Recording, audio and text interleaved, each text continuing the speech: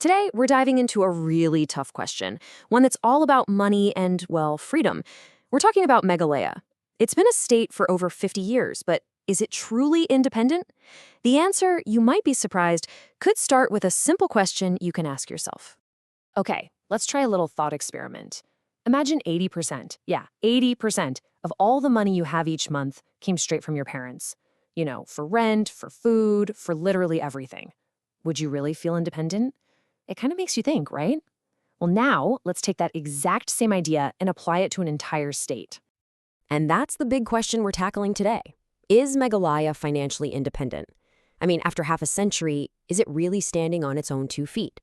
To figure that out, well, you gotta follow the money. So let's do it. All right, first up, let's crack open the state's books. We're gonna really unpack the numbers from the 2024-25 budget because this is where things get, well, crystal clear. So check out this number, roughly 4,800 crore rupees. Now, this is what's called own tax revenue. Basically, it's the money the state makes all by itself, from its own economy.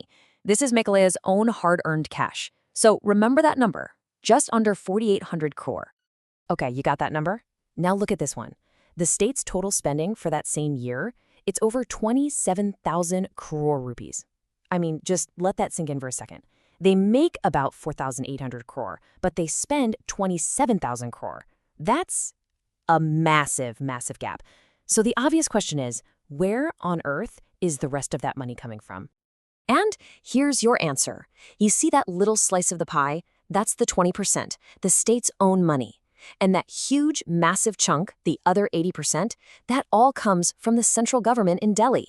That right there is the financial reality in Meghalaya. So let's just break that down. You've got 2 main streams of money coming in. On one hand, there's the cash the state generates itself, which pays for only about 1/5 of its bills. And then on the other hand, you have these central transfers, money from the national government, that has to cover the other 4/5. I mean, it's a pretty staggering imbalance, right? But look, this isn't just about numbers on a spreadsheet, not at all. A financial setup like this has huge real-world consequences.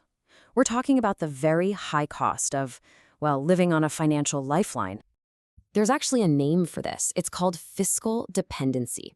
And it's a pretty simple idea, really. It's just when a state is super reliant on outside money instead of its own to pay for everything. And as you're about to see, that kind of reliance, it comes with some serious, serious risks. And a line from the source material we're looking at today just hits this point home perfectly. It says, a small policy change in Delhi could bankrupt the state overnight. Just wow. Think about that for a second. One little decision made hundreds of miles away in Delhi, and the state's entire budget could just collapse. That is an incredibly vulnerable place to be. So this really raises a tough, maybe even provocative question. Is Meghalaya really operating like a fully independent state? Or is it something more like a client state? And what that term means is a state that's basically dependent, either economically or politically, on a more powerful one.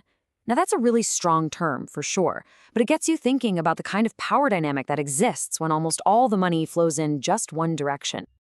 And this kind of dependency, it creates all kinds of risks. I mean, think about it. When you don't control your own income, how can you possibly do any long-term planning? How can you plan a new road or a hospital 10 years down the line when you don't even know if your budget will be there next year?